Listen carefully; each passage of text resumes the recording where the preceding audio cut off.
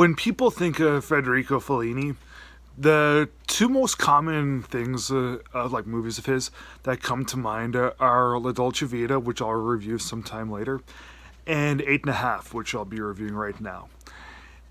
If I had to pick a favorite Federico Fellini film, even though I've only seen three of them, I've seen those two and I've seen Amarcord, I would call Eight and a Half like my personal favorite. I would call it his best. It is surrealist, autobiographical. And that's ultimately what will turn some people off of the film, is the surrealism behind it. It isn't a normal psychological film about films. It is pretty bizarre. It is it's not very thick in its writing, but what Fellini does is he is able to capture lots of great images and symbols that ultimately do help strengthen the material and the writing. Almost like an experimental film, almost like an avant-garde.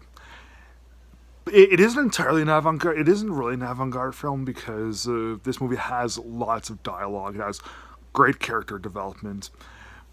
But the images really help amplify things and really help augment and heighten the material. For Federico Fellini, he loves to do films with great images, great looks.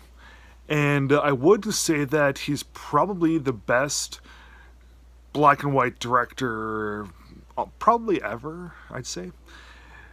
I mean, like, sure, you have D.W. Griffith, but D.W. Griffith, with lots of his films, like the aged look of everything and the tints of things made it kind of different from a standard black and white film like what Fellini does.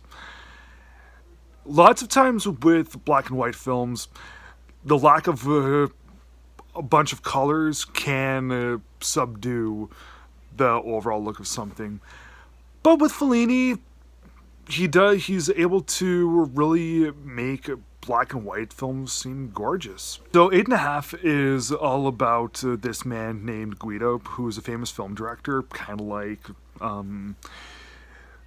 Fellini himself, and he comes across with director's block, kind of like writer's block.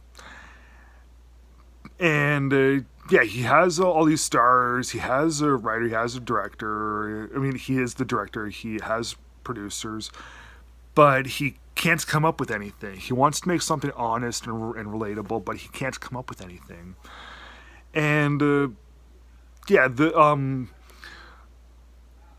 so it's all about his journey with retreating to his own memories and his dreams and his fantasies. Sometimes he daydreams about things and just imagines things as is. And he has this mistress despite being married, and the way that he relates to all the women in the film, it's also quite profound. And I really liked the love stories that was in this. Like the way that he's with his mistress, the way that he's with his wife. I really enjoyed all that. But of course, Fellini's directing, top notch. I would say that this is the best job Fellini's ever done at directing.